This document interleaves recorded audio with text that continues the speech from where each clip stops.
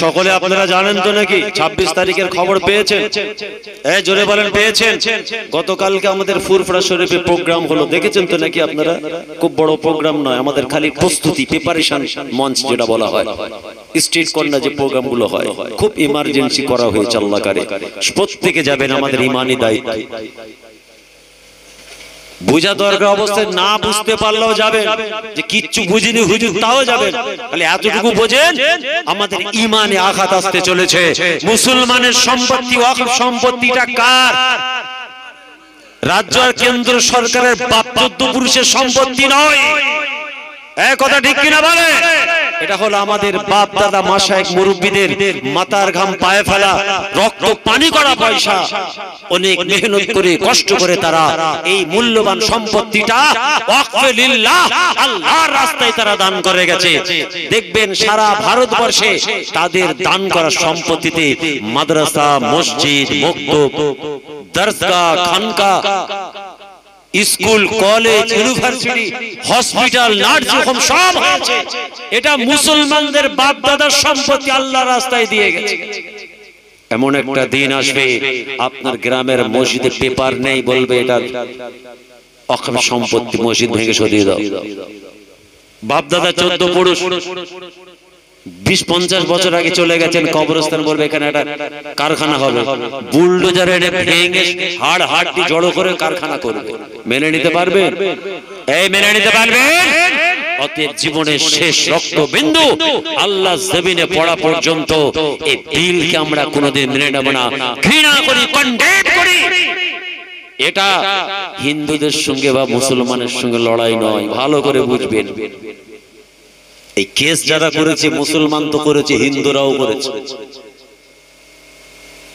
অনেক মুখ্যমন্ত্রী করেছে, শুধু তাই নয় অনেক এমএলএরাও করেছে। অতএব আমরাও বলবো, আমরা আমাদের সিএম কেও রিকোয়েস্ট করব, আপনিও কেস করুন, আপনার এমএলএ গুলো কেস করুন। কথা ঠিক কিনা বলতে হবে তো নাকি? আপনি আমাদের সম্মানীয় অভিভাবিকা, আপনি বলেছেন বাংলায় হতে দেব না, আমাদেরকে ভালোবাসেন, আমাদের সঙ্গে আছেন। ট্রাক্টর রাস্তা দিয়ে জাম করে দিয়েছিল জানেন তো?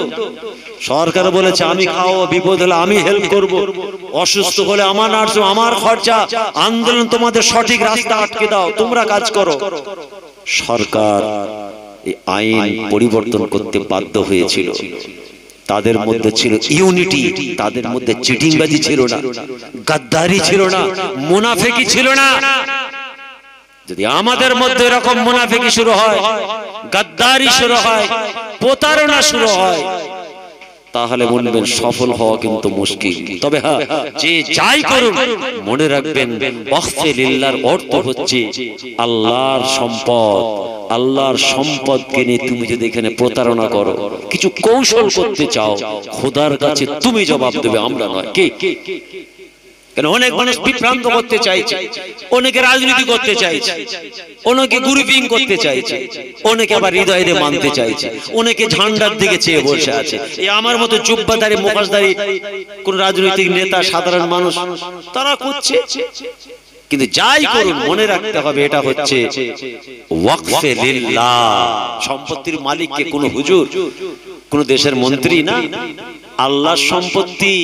তাহলে এই মসজিদের সম্পত্তিটা আল্লাহর, ওইটাকে ধরে রাখার ক্ষেত্রে আমি রাজনীতি করব, কিরকম হবে? তাহলে আপনার ইমানি দায়িত্ব, আপনি জবাব দেবেন। আপনি যে দল, যে মত, যে রাজনীতি ঝান্ডাই ধরেন না কেন, আপনি তাকেই ভোট দিন, আমার কোনো বাধা নেই। কিন্তু এটা হচ্ছে আমাদের ঈমান। এক প্ল্যাটফর্মে আসুন, মাসলাক, নীতি, আদর্শ আপনারটা আপনি রেখে দেন। আপনি আপনার পীর সাহেব, পীরজাদা, হুজুরকে নিয়ে বসে থাকুন, আমাদের কোনো সমস্যা নেই। আপনি শায়েখকে নিয়ে বসে থাকুন, আপনি আপনার ইমামকে নিয়ে থাকুন, অসুবিধা নেই। কিন্তু এটা হচ্ছে ইসলাম ধর্মের মঞ্চ, কোরআন হাদিস শরিয়ত রাসূলুল্লাহর উম্মতের মঞ্চ। ইসলাম কোরআন শরিয়তের আঘাত আসছে, এখানে আসুন।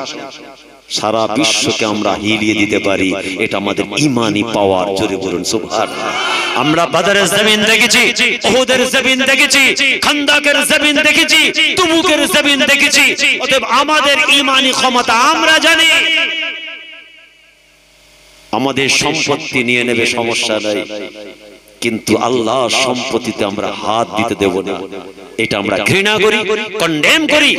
ভারতের মাটি সম্প্রীতির মাটি, ভালোবাসার মাটি, ইউনিটির মাটি, একতার মাটি। আমরা 26 তারিখে ইনশাআল্লাহ ব্রিগেড ময়দানকে রক্তাক্ত মুক্ত করব, দাঙ্গা মুক্ত করব, হোলি খেলা থেকে মুক্ত করব, সম্প্রীতি যুক্ত করে দাঁড়াবো এবং ভারতীয় সংবিধানকে বাঁচানোর মঞ্চ বানাবো। বলুন ইনশাআল্লাহ, জোরে বলুন ইনশাআল্লাহ। কোনো কথা শুনতে চাই না। 26 তারিখে ব্রিগেড ময়দানে ঈমানি দায়িত্ব মনে করে চলে যাব আমরা ইনশাআল্লাহ। বলুন ইনশাআল্লাহ। ফুরফুরা শরীফের একাধিক পীরজাদার পক্ষ থেকে আহ্বান, কিছু কম বেশি সবাই,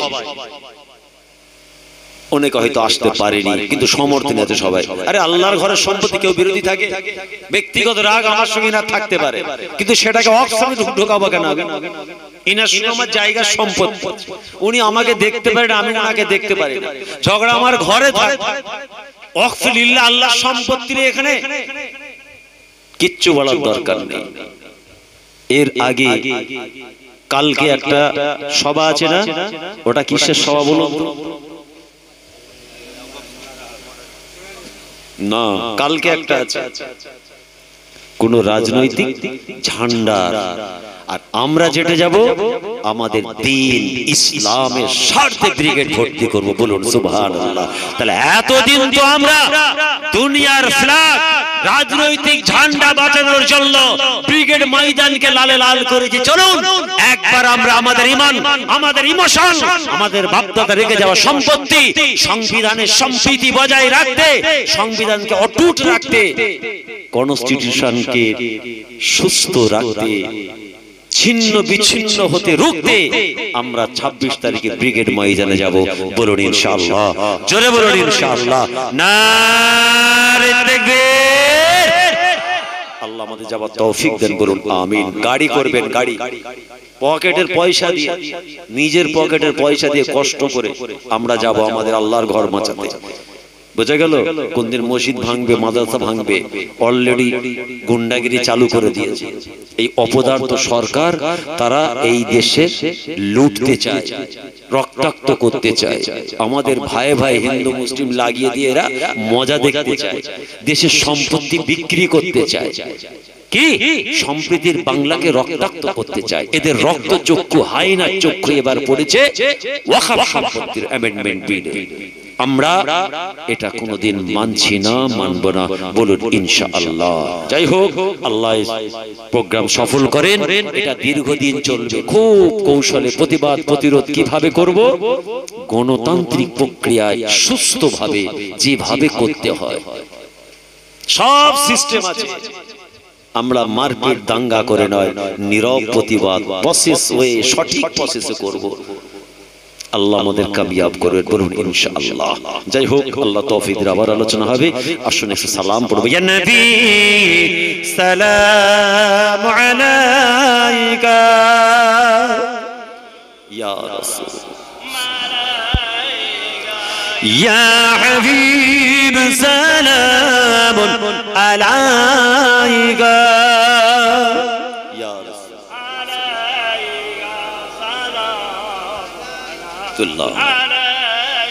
طلع البدر علينا من ثنيات الوداع أجب شكره علينا ما دار لله هداية عنبي سلام عليك يا رسول صحابي سلام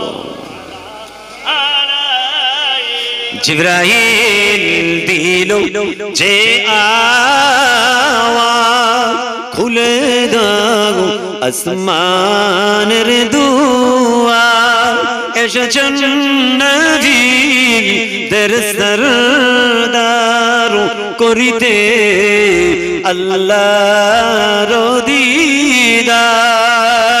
ইয়া নবী সালামুন আলাইকা ইয়া রাসূল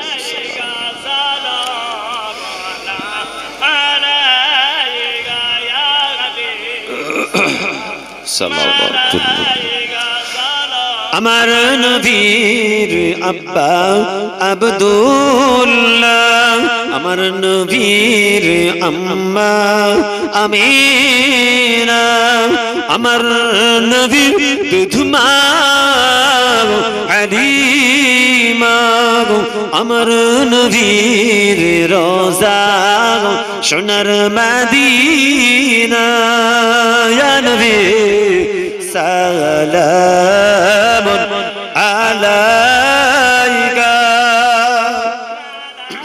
ইয়া রাসূল সালাম ইয়া হাবিব সালাম আলাইকা সালাওয়াতুল্লাহ আলাইকা। বসে যান ইয়া রাসূল।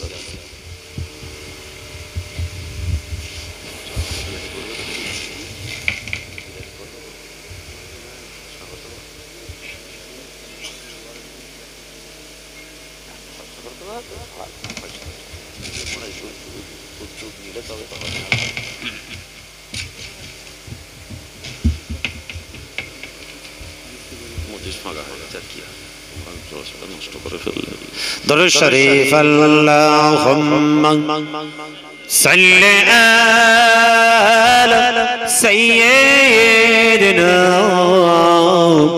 মাওলানা মুহাম্মাদ ওয়া আলা আলি সাইয়্যিদিনা। আল্লাহর নবী সুলাইমান আলাইহিস সালাতু ওয়াস সালাম হঠাৎ রাস্তার ধারে দাঁড়িয়ে গেলেন। এ মুসলমান, আল্লাহ আমার নবী সুলাইমানকে কি ইজ্জত সম্মান দান করেছিলেন, সুশ্রী সুন্দর দেখতে বানিয়েছিলেন, বড় শক্তিশালী ছিলেন। আল্লাহ পাক নবী সুলাইমান আলাইহিস সালাতু ওয়াস সালামকে জামানার একজন নবী বানিয়েছিলেন। তিনি জিন ইনসানকে পরিচালনা করতেন, জিনেদের ভাষা বুঝতেন, তাদেরকে পরিচালনা করতেন। হাওয়াকে ইশারা করলে দাঁড়িয়ে যায়, হাওয়ার সঙ্গে ব্যবহার, হাওয়ার ব্যবহারে তিনি হাওয়ার মাধ্যমে দীর্ঘ প্রান্ত, এক প্রান্ত থেকে আর এক প্রান্ত পৃথিবীর যেখানে ঘটে যেতে পারেন জিনেদের সহযোগিতায়। আল্লাহ পাকের শক্তি দান করেছিলেন, সারা বিশ্ব তিনি ভ্রমণ করতে পারতেন। জীবজন্তুর পশু পক্ষী কীড়া মাকড়া তাদের কথা পর্যন্ত শুনতে পেতেন নবী সুলাইমান। একদিন রাস্তা দিয়ে যাচ্ছেন, হঠাৎ দাঁড়িয়ে গাছের ডালের পাতার দিকে তাকিয়ে নবী সুলাইমান মুচকে মুচকে হাসে। সঙ্গীরা দাঁড়িয়ে গেল, নবী যখন দাঁড়িয়ে গেছে সবাই দাঁড়িয়ে আছে। কিছুক্ষণ পরে বলছে, ও নবী সুলাইমান হঠাৎ কেন দাঁড়িয়ে গেলেন এবং হাসছেন কেন? হঠাৎ দাঁড়িয়ে গেলেন, হাসছেন কেন, কি হয়েছে? হাল তাদরুনা মিম্মা আদহাকু, ও আমার কওম, আমার সঙ্গী সাথীরা বলো, তোমরা কি জানতে চাও আমি নবী সুলাইমান কেন হাসছি? ক্বালু বালা, আমরা জানতে চাই, বলুন কিসের জন্য হাসেন? বলে শোনো, আল্লাহ সৃষ্টি একটা জীব, পৃথিবীর জমিনে ছোট্ট একটা আল্লাহ সৃষ্টি জীব, তাদের নেতার কথা বক্তব্য শুনে আমি হাসি। নবী সুলাইমান বলছেন, আমি যেমন তোমাদের কাছে নেতা, আর একটা ছোট্ট নামলাতুল, মানে কি নামলাতুল মানে পিপিলিকা, এই পিপিলিটাও হলো পিঁপড়ের জাতের একটা নেতা, বড় পিপিলিকা, বড় মাথা, এই গাছের ডালের পাতায় বসে বসে একটা বক্তব্য দিচ্ছিল, তার কথা শুনে আমি হাসি। নবী সুলাইমানের সঙ্গীরা বলছে, হুজুর আপনি একটু বলুন কি কথা বললো পিঁপড়ে, আপনি শুনে হাসছে? আমার আল্লাহর এত পছন্দ হয়ে গেল, আমার আল্লাহ এত খুশি হয়ে গেলেন, আল্লাহর একটা সৃষ্টি জীব ছোট্ট পিপিলিকার কথাটা আল্লাহ কোরআনে জায়গা দিলেন। সুবহানাল্লাহ, জোরে বললেন না? নবী সুলাইমানের সঙ্গে আর ছোট্ট পিপিলিকার কিছু কথাবার্তা হয়েছিল। আল্লাহ সূরা নামলার মধ্যে দিয়েছেন, নামলাতুন মানে পিপিলিকার মধ্যে আছে। আমি ছোট্ট করে বলছি, কি বলেছেন? ইয়া আইয়ুহান নামলাতু উদখুলু মাসাকিনাকুম ইলা আখিরিল আয়াত।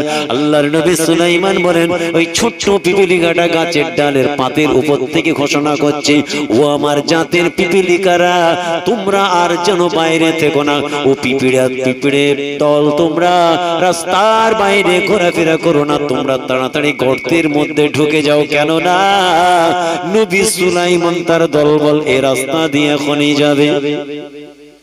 তোমরা বাইরে ঘোরো না, গর্তে ঢুকে যাও। ছোট ছোট পিপীলিকাকে, পিপীলিকার নেতা গাছের উপর থেকে চিৎকার করছে, আমি তোমাদের নেতা, আল্লাহ পাক আমাকে তোমাদের জন্য নেতা বানিয়েছেন, আমার একটা দায়িত্ব এবং কর্তব্য আছে, আমি তোমাদের বাঁচাতে চাই, আমার কাছে সংবাদ এসেছে কোন এই রাস্তা দিয়ে। আরে আমাদের নবী সুলাইমান আলাইহিস সালাতু ওয়াস সালাম যাবেন, সঙ্গী সাথী দলবল তারাও যাবে, তারা বুঝবে না, জানবে না আল্লাহ পাক তোমাদের বড় ক্ষুদ্র ছোট্ট ছোট্ট বানিয়েছেন, তাদের পায়ের আঘাতে তোমাদের জঘন্য অবস্থায় মওত হবে। না না না, আমি তোমাদেরকে মারতে দিতে পারি না, আমি তোমাদের নেতা কেমন করে সহ্য করব, তোমাদের মওতটা জঘন্য অবস্থায় হবে।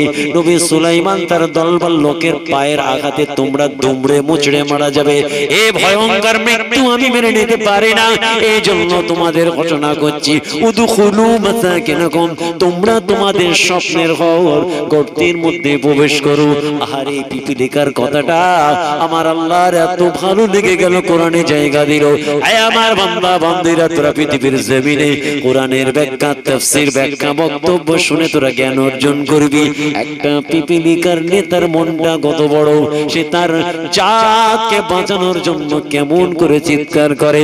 আজ বড় দুঃখের সঙ্গে বলতে হয় মুসলমান, আজকে কঠিন অবস্থায় কেন্দ্রীয় সরকার একটা আইন এনেছে, অ্যামেন্ডমেন্ট বিল।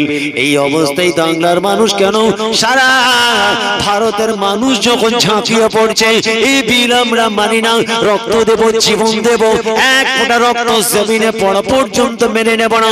আজও পৃথিবীর জমিনে সেই মানুষগুলো দাঁড়িয়ে গেল, যারা আমাদেরকে নিয়ে রাজনীতি করতে চায়, যারা আল্লাহর অফ সম্পত্তি নিয়ে রাজনীতি করতে চায়, যারা মুসলমানের ইমোশন নিয়ে খেলা করতে চায়, যারা আমাদের সঙ্গে খেলা করে ওই সমস্ত দলের হাতকে মজবুত করতে চাই।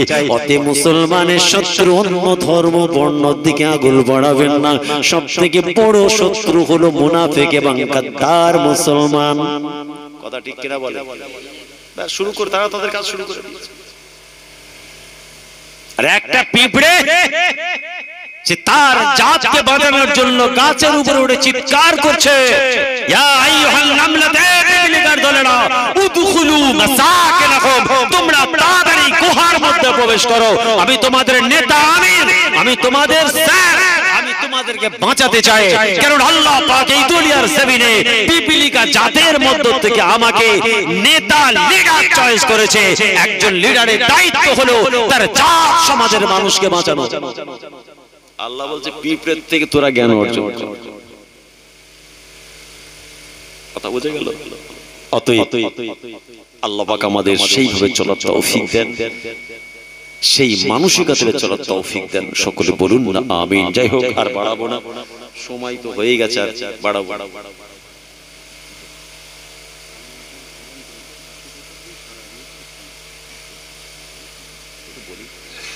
এক্ষুনি দোয়া হবে, তখন আপনারা সবাই শরীক হতে পারেন।